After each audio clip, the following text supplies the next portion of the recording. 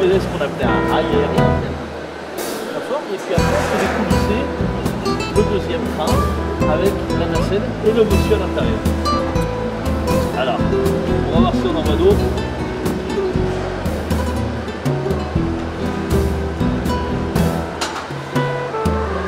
Regarde, ici il a une trompette.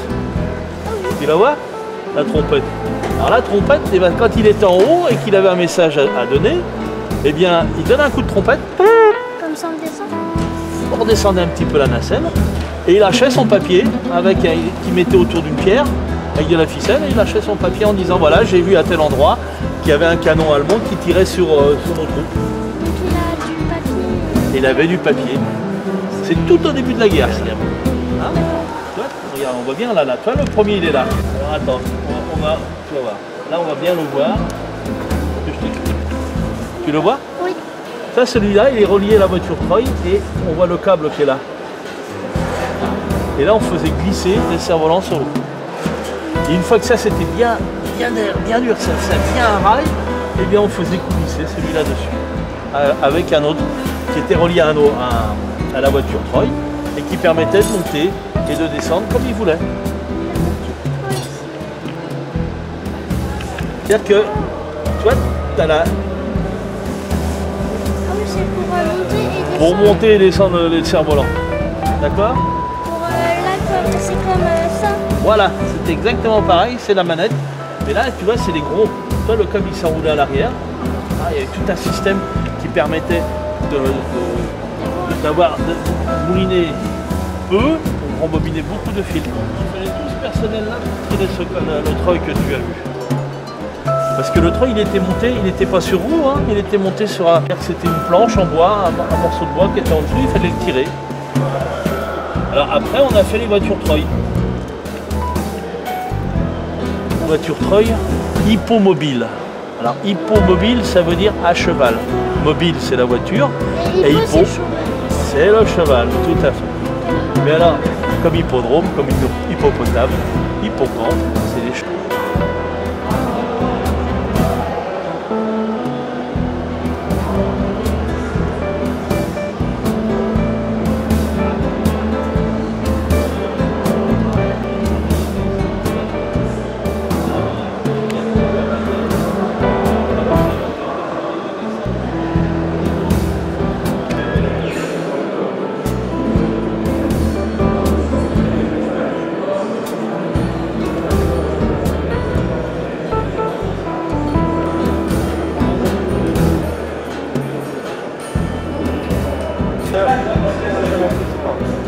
Bonne visite.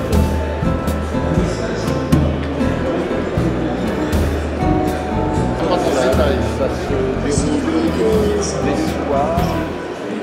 En général, le jeudi. Voilà, c'est un lundi soir. Ouais, il s'est très positionné en 44. Il est redevenu allemand. Mais il n'a pas été coulé par les Alliés. Si, après. Coulé, oui et non, il était. C'est là-bas qu'il a été. Ils l'ont réquisitionné après, une fois que les deux autres ont été Coulé, c'est ça. Ouais. Pour que les avions puissent se repérer, puissent naviguer et leur un moyen de visuel, puisque les instruments ils ne transportent pas. Ça va être surtout des pharmaceutiques.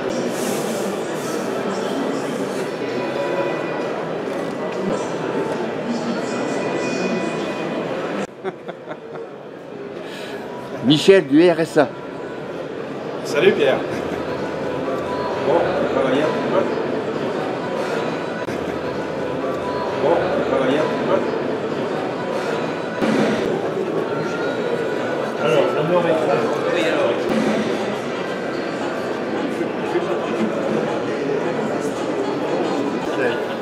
1, 2, 3.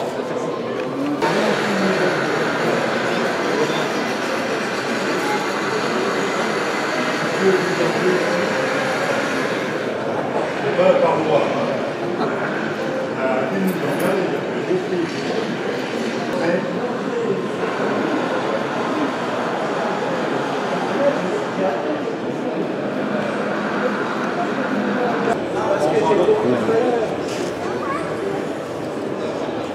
L'aéroclub qui s'appelle l'Aéronautique Club de France, CDF, qui est le plus ancien aéroclub du monde.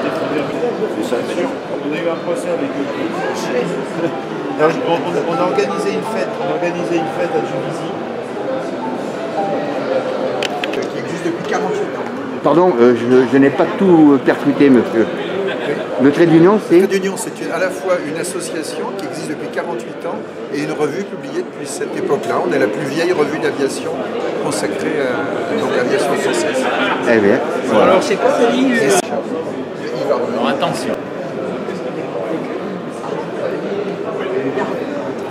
Et ça, c'est le magasin.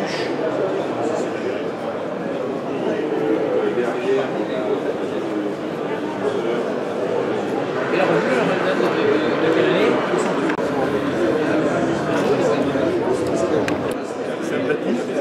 Ouais. Donc... Il n'y a pas d'huile qui tombe. Voilà. Et lui, il risque plus de tomber non plus. Non, je pense que maintenant, ça va. Aviation sans frontières. Voilà. Madame aussi. Eh oui, non, mais...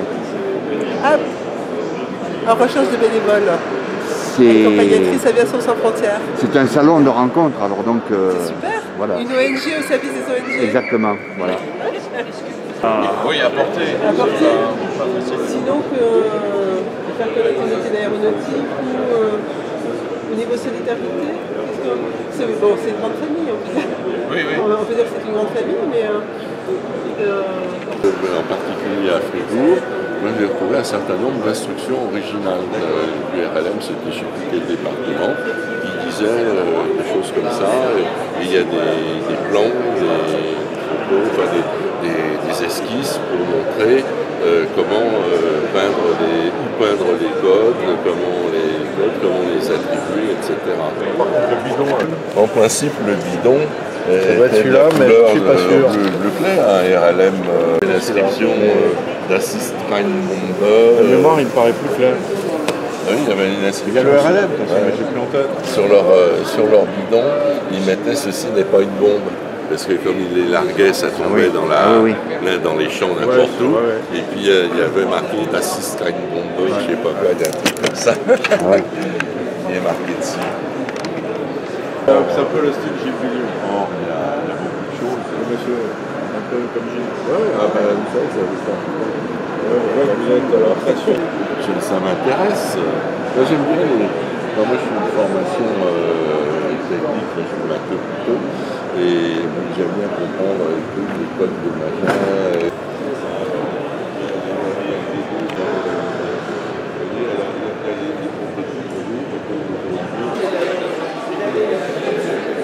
C'est pas très intéressant. Souriez, oui. Et on y revient.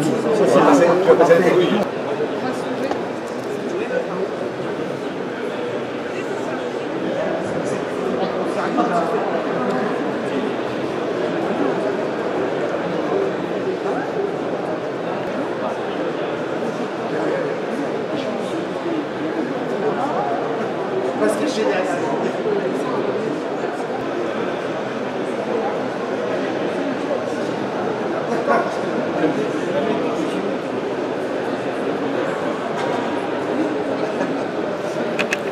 Les Anglais seulement les Américains, petit à petit, ils en sont arrivés au sommet de Bangkok.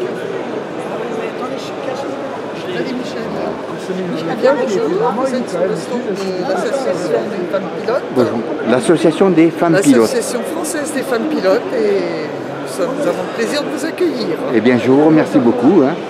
J'ai moi-même ma nièce qui est hôtesse de l'air actuellement, enfin hôtesse, oui, PNG, personnel navigant, et qui a passé ses diplômes, elle a tous les diplômes pour conduire à 300 mains ou je sais pas quoi, mais elle est toujours dans l'attente. Voilà, vous avez une pilote qui a été professionnelle et qui doit avoir 25 000 heures de vol. 23 000, 23 000 heures de vol. Voilà. Ah ben. Et beaucoup de double commandes, formation de pilote sur avion de tourisme. Ben, c'est super. Et moi qui ai un grand nombre d'années de pilotage avec 10 ans de compétition. Et là maintenant, donc, vous êtes dans l'association. Ben voilà, on fait de l'histoire. On fait tranquille, de l'histoire. Voilà. Quand on perd sa licence pour des raisons de santé, on s'occupe autrement. Eh bien écoutez, merci beaucoup de votre gentillesse. Au revoir mesdames. Merci. Donc le SICO, oui c'est cela, en vol. Avec avec Jean-Pierre Montreuil, président de l'association Ainsi qu'en vol, qui restaure donc un H34 avec toute une équipe dans le sud Vendée, avec l'ambition de le faire voler un jour. Voilà. Eh bien, merci beaucoup. Merci je vous en prie, vous êtes les bienvenus. Merci, monsieur.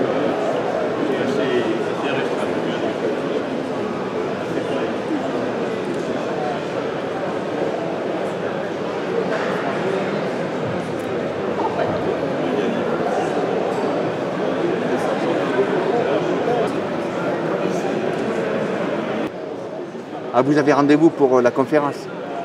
Non, c'est pas une conférence, c'est mais pour des pièces. Ah d'accord. Très bien. Mais je vous remercie, monsieur. Garros, héros de la Méditerranée. Bonjour madame. Bonjour. Alors? Je suis la secrétaire générale de l'association Roland Garros Aviateur. Nous mettons en position le fait que Roland Garros a fait énormément de choses dans le monde jusqu'en 1914. Voilà, et il a été un héros de la guerre. Oui. Il y a un spectacle sur Roland Garros et sa vie au Carrefour, au Carrousel du Louvre, du 25 au 29 janvier 2017, qui va retracer la vie de Roland Garros avec ses exploits aéronautiques et sa vie au moment de la belle époque. Voilà. Donc on a un gros travail, mais un travail très intéressant. Je vous remercie madame. Voilà.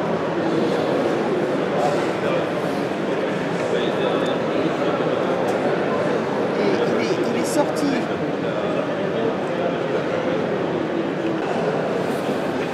que les mémoires de Roland Garros sont sortis le 7 janvier et c'est un livre très intéressant. Merci beaucoup madame pour vos explications.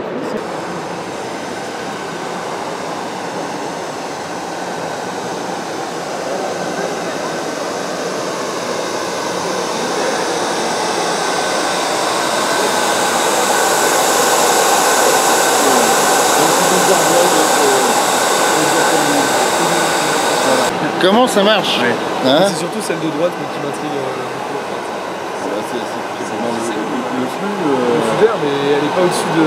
Non, elle n'est pas au-dessus. C'est-à-dire que pour l'instant, le flux est tel que si on incline un tout petit peu, effectivement, ça pourrait décrocher. Tout simplement comme un avion. Mais c'est vrai que je ne vais pas y toucher à la base parce qu'il pourrait... C'est ça, tout simplement. Ah, c'est marrant, je pensais pas que c'était possible avec une balle de ping-pong. Une balle de ping-pong. C'est marrant.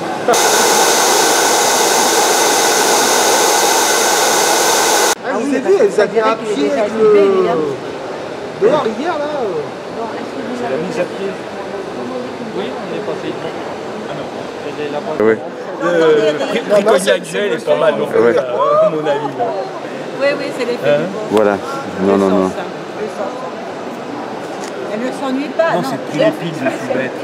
Pour les peu, et cher monsieur, je ne peux que me rappeler de vous, oui. Car la grand-mère maternelle de Jean Mermoz oui. était une Laurent.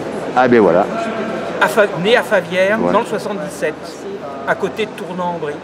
Merci monsieur pour ces explications.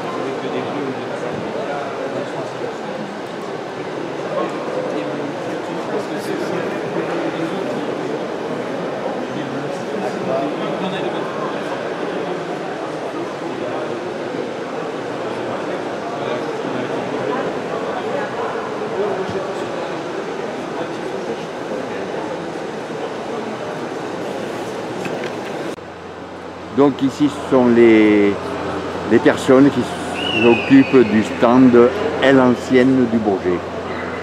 Voilà. Merci beaucoup, monsieur. C'est le dernier jour de 15. Il y en a plus. On les a sous le coude. Voilà. C'est héritage, je me représente entre autres parce que c'est aérospatial, aérospatial, Matra, donc Airbus. D'accord. Le groupe de copilotes. Monsieur? Oui, bonjour. Donc, vous êtes au stand d'héritage qui a été créé donc, en 2001. Donc, c'est au niveau des deux sociétés qui se sont regroupées, Matra et Aérospatial. On a créé donc une association pour sauvegarder la mémoire et donc tout ce qui est lié au patrimoine. D'accord. Alors, notre mission principale, c'est de créer une banque de données images des différents produits, que ce soit avions, que ce soit lanceurs comme Ariane, que ce soit hélicoptères et que ce soit missiles tactiques. Donc banque de données images, banque de données de documents techniques. On écrit aussi des livres. On est présent auprès d'un lycée technique en aéronautique au Blanc-Ménil, sûrement, non? Oui, peut-être. Oui, oui. Mais d'ailleurs, on a, si vous permettez, je vous en prie. Je vais chercher le kakémono. D'accord, monsieur. Donc, comme je vous disais, donc, la capitalisation mémoire-expertise, on collecte tous les films des différentes entités, avions, hélicoptères, etc., qu'on numérise pour créer des banques de données numériques. On contribue aussi donc à la restauration d'aéronefs, mais c'est une activité, on peut dire, pas très grande, si vous voulez, parce que c'est un problème de finances. Voilà. On est présent aux commémorations aéronautiques. Ça, c'était au cours d'un salon du Bourget. On fait donc des conférences. Et donc, comme on parlait du lycée, Ménil-le-Blanc, oui, le Vla, voilà. On leur a donc... Voilà, le lycée de Blanc-Ménil. Voilà. Pour, donc, si vous voulez, la sensibilité au métier de l'aéronautique. Oui. Et bien sûr, on participe aux grands événements. Aujourd'hui, Carrefour de l'Air. Dans 15 jours, nous serons présents à la Ferté-Alais, au meeting. En septembre, on sera présent au Mureau pour la fête aérienne. Et tout, comme vous le savez, tous les 2 ans, il y a le salon du Bourget où on est également présent. Voilà notre activité.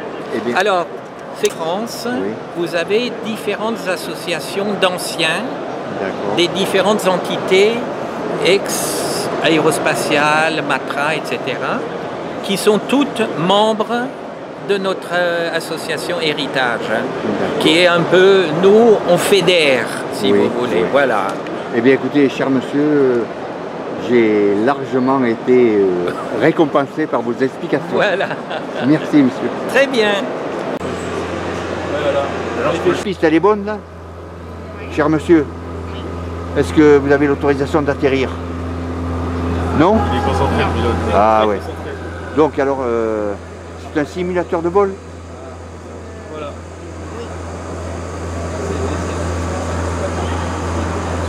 Bon, eh bien, c'est bien, je vois que vous approchez et il n'y a pas de problème. Hein.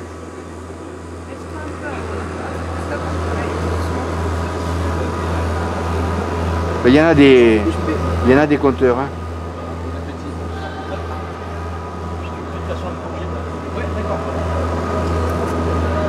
Ouais. Et après je me ferai en premier.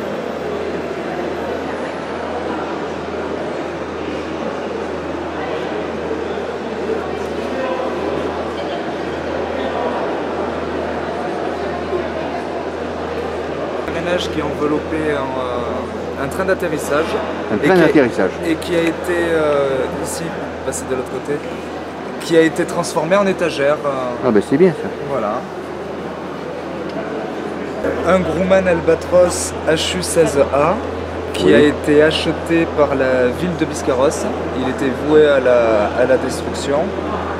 Et du coup, la ville de Biscarrosse a mis en place un chantier de qualification professionnelle dont nous faisons partie et nous rénovons entièrement cet hydravion de collection. Enfin, entièrement, sans compter les moteurs. Oui. Parce que nous, on s'occupe vraiment que de la structure de l'avion.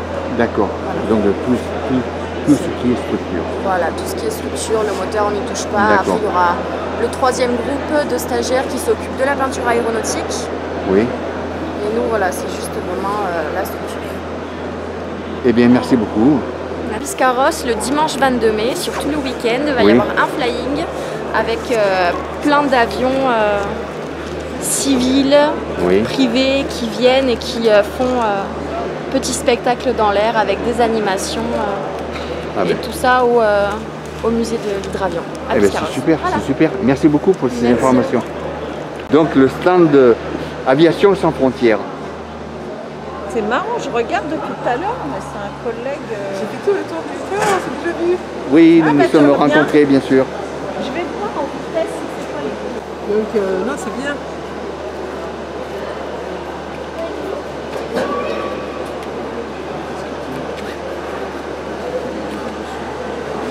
Donc là, je suis...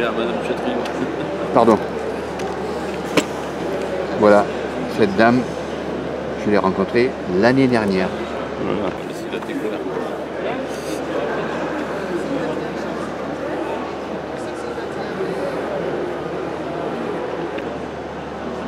Ça, c'est des vieux bulletins fumés plutôt les neufs, ils sont sur la pancarte.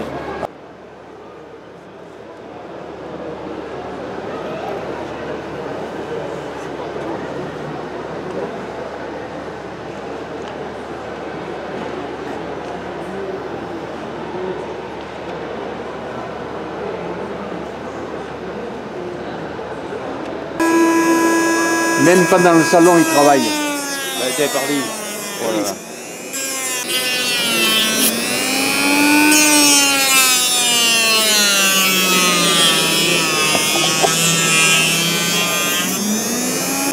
Ah non, il le met sur Internet. Papito Production, tu vas voir. Ouais, on a bossé ensemble. C'est toujours ton collègue quand même. Ouais, c'est toujours. Petite fraise conique. Voilà, c'est la... Comment vous appelez ça? La verrière, non? Oui.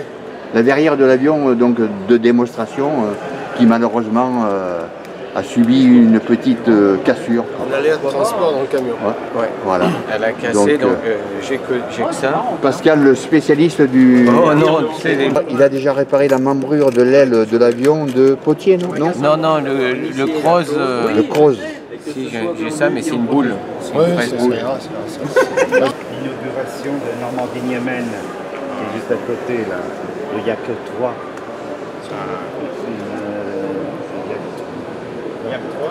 Ah, il n'y a que... Ah oui, à l'horizontale, oui, d'accord. Ил-29 чехословацкая машина. Да, d'accord. Потом Ил-28. Voltige et tout. Чехословакия. Ah, 16. Ah, d'accord.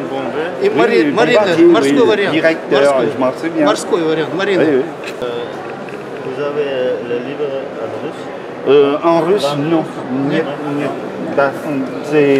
Bonjour monsieur, alors donc là c'est le stand du vol à voile. Alors c'est la commission historique de la Fédération française de vol à voile. Les vélivoles, il y en a à peu près 10 000 en France. Le vol à voile, c'est la pratique du planeur.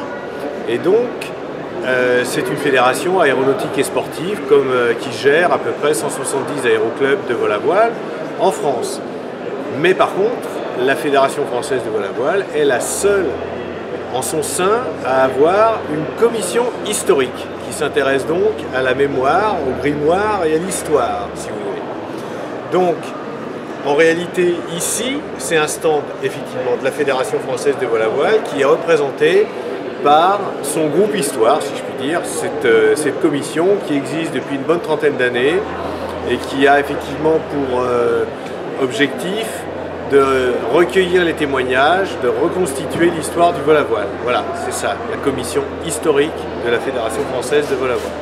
Je vous remercie beaucoup pour vos explications. Merci. Merci beaucoup, monsieur. Merci bien. Bonjour. Nous sommes l'association pour la renaissance du caudron Simoun.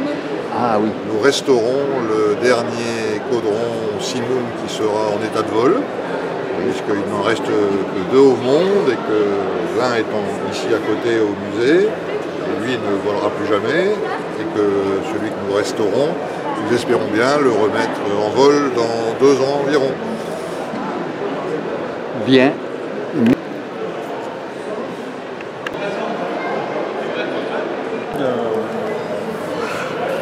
D'un ami, c'est une réalisation purement personnelle et avec l'imagination de l'époque de l'après-guerre. Et c'est la maquette de l'avion, c'est le caudron Simoun de Maryse Bastier. Ah oui. Enfin l'immatriculation c'était moi. C'était cette couleur-là, ou à peu près de cette couleur-là. Mais c'est surtout une réalisation de l'après-guerre. Bien, merci beaucoup. Voilà,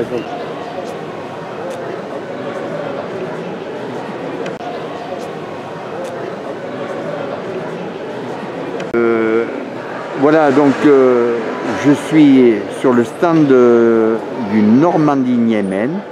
En fait, au musée de l'Air maintenant, il y a un espace consacré à cette comment dirais-je, organisation. Hein.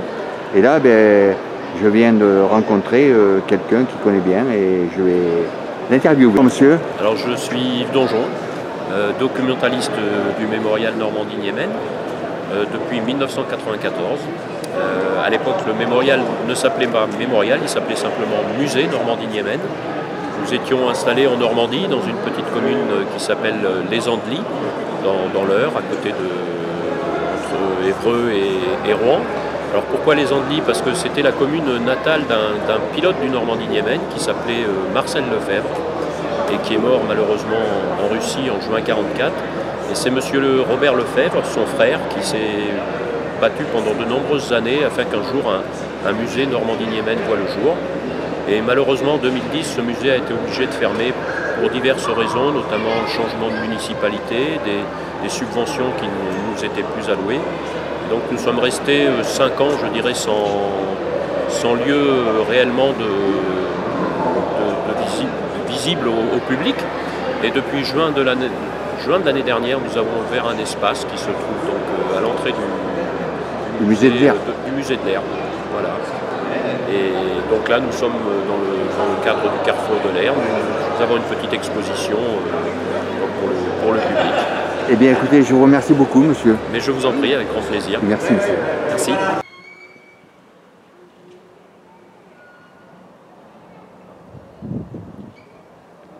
Non, mais il sera ouvert alors après la il sera ouvert.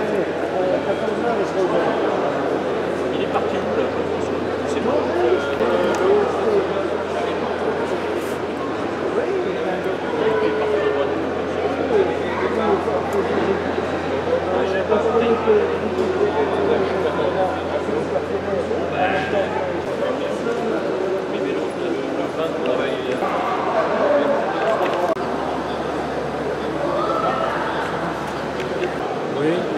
Union des transports aériens, que j'ai connu en 1969 à mon retour de Tahiti.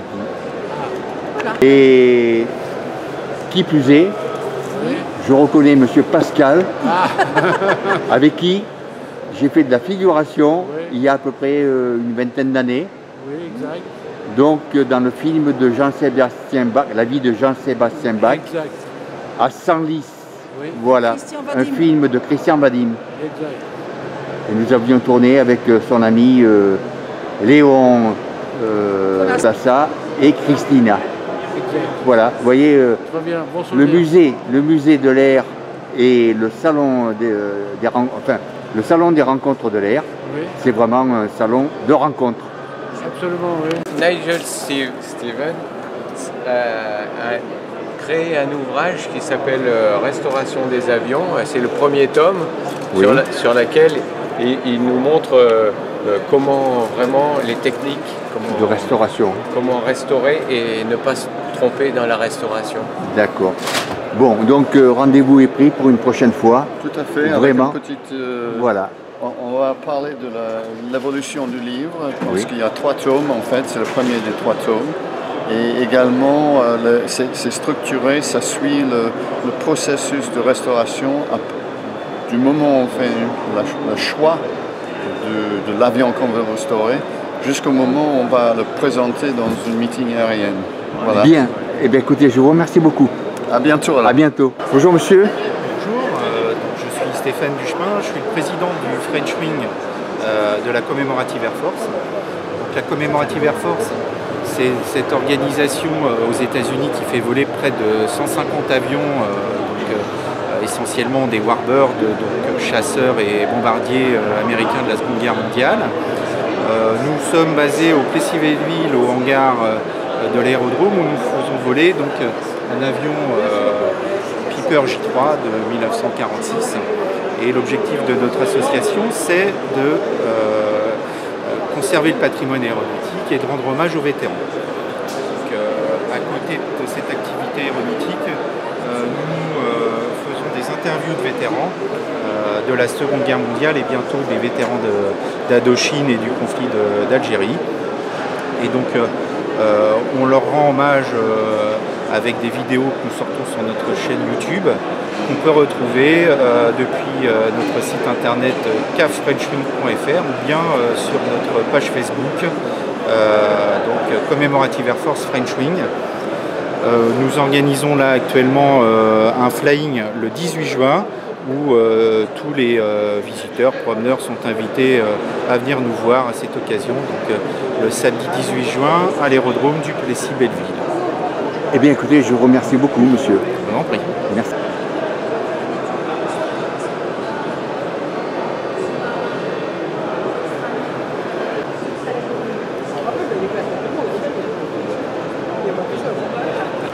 Donc, on se presse quoi.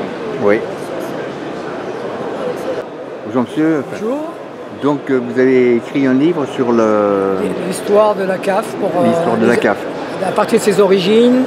Et puis donc on retrouve dedans toutes les célébrités qui ont fait la CAF, des fondateurs à aujourd'hui, oui, qui sont dans la Hall of Fame de la CAF. Et on retrouve également toutes les unités qui existent aujourd'hui aux États-Unis. Il y en a donc à peu près 65 aux États-Unis, puis il y en a donc en France, au French Wing, en Suisse, Nouvelle-Zélande et en Australie. Et donc on retrouve toutes ces unités avec tous les principaux avions, avec leur histoire de ces principaux avions, qui sont liés aux avions, les histoires. Et donc on retrouve également tous les personnages célèbres dans l'histoire de l'aviation qui ont fait partie de la CAF. Les joueurs de Little, Tibbets, Yeager, Shepard, etc. James Stewart, l'acteur, même en allemand, Général Galland, hein. Donc on se colonel de la CAF. Eh bien écoutez, je vous remercie beaucoup monsieur. Merci rien, monsieur. Merci. Voilà donc donc le livre de Roger Robert donc, sera disponible au prix de 12 € sur le site internet de la CAF et du French Wing sur cafrenchwing.fr et souscription également depuis le groupe Facebook du French Wing. Bien, merci. Oh, moi je réalise pas mal de petits bouquins comme ça pour l'histoire de l'aviation. Oui. J'ai fait tous les traversées, l'Atlantique, tout ça. Bon donc moi je n'ai pas fait la traversée de l'Atlantique, mais je navigue en Méditerranée. Donc je me retrouve aujourd'hui à nouveau sur le salon, enfin les rencontres de l'air je crois, et le carrefour de l'air. Le carrefour de l'air, mais enfin c'est quand même un lieu, un carrefour, un lieu de rencontre. Voilà. Et donc j'ai filmé hier cet avion, mais j'ai appris aujourd'hui que monsieur Claude Flex, ici présent, est donc le constructeur de cette maquette volante, parce qu'elle a volé. Et qui plus est, monsieur a obtenu la médaille de... J'étais champion de France dans cette catégorie de maquette volante. Maquette volante, voilà. Avec cet appareil. Donc, autrement dit, enfin, ce n'est pas seulement une maquette, c'est un appareil qui vole. Ah oui, il a 48 vols à son actif, ouais, dans l'état qu'il est.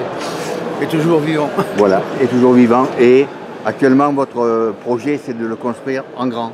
Voilà, en vrai. Faire partie Donc d'une voilà. équipe qui veut...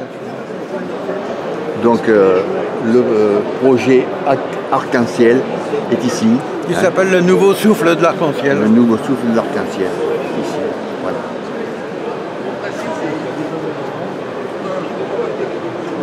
Eh bien, je vous remercie beaucoup, Claude. Et à votre service. À un prochain salon. C'est ça même.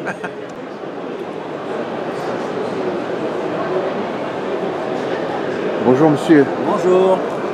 Donc, cher monsieur, vous êtes représentant du musée de la Ballonnière de Moisson. De Moisson. Oui. Alors ça se trouve dans Moisson, ça se trouve entre la Roche-Guyon, en face la Roche-Guyon et Véteuil.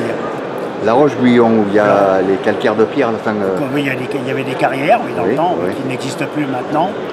Et là, on est situé là et on a un musée qui est très bien fréquenté à l'heure actuelle, maintenant, de plus en plus. Et nous avons donc le musée des ballons dirigeables et le musée des scouts, du scoutisme, du Jean Boré de 1947. D'accord. Voilà. Eh bien écoutez, cher monsieur, merci de vos explications. Hier, j'ai rencontré une autre personne. Oui, bah oui, c'est mon collègue. C'est votre collègue, bon, voilà. Qui est le président maintenant du musée. Du musée. Bon, voilà.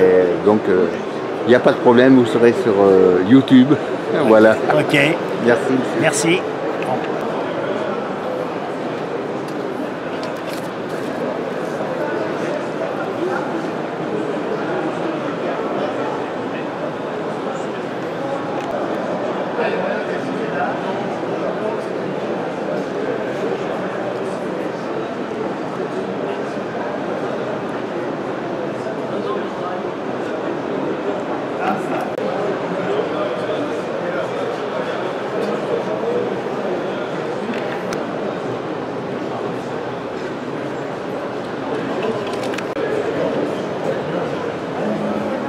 Je crois que c'est 59.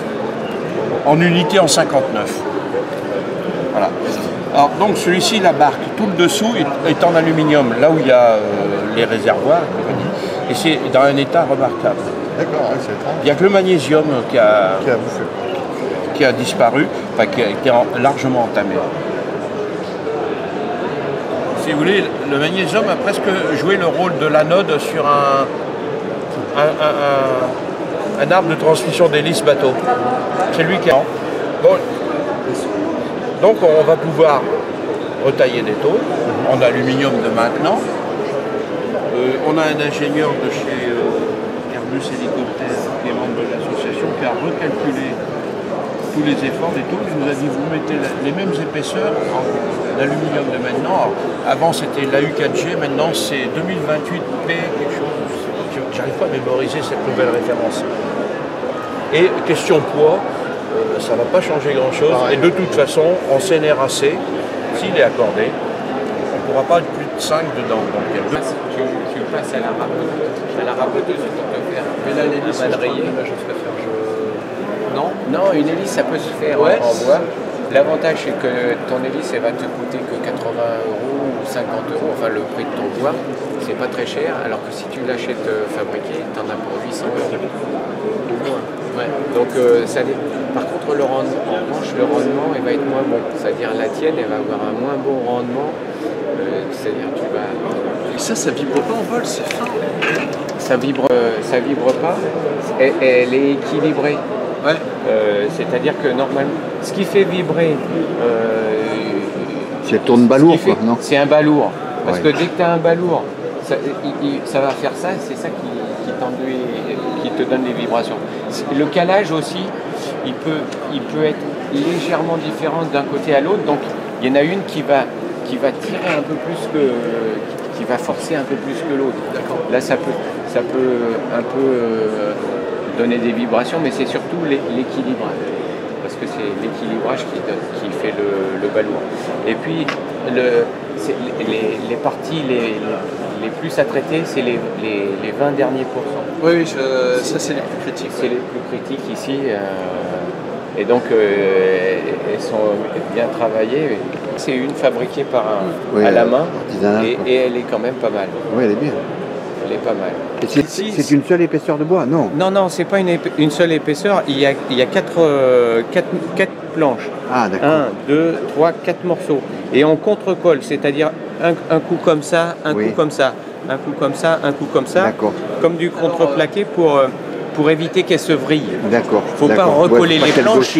C'est-à-dire que quand on coupe les planches, il ne faut pas les mettre toujours dans le même sens. Il faut les couper différence ici et là. D'accord. Comme ça, il y en a une qui va travailler dans un sens, l'autre dans l'autre, ça va s'annuler et comme ça elle ne va pas se vriller.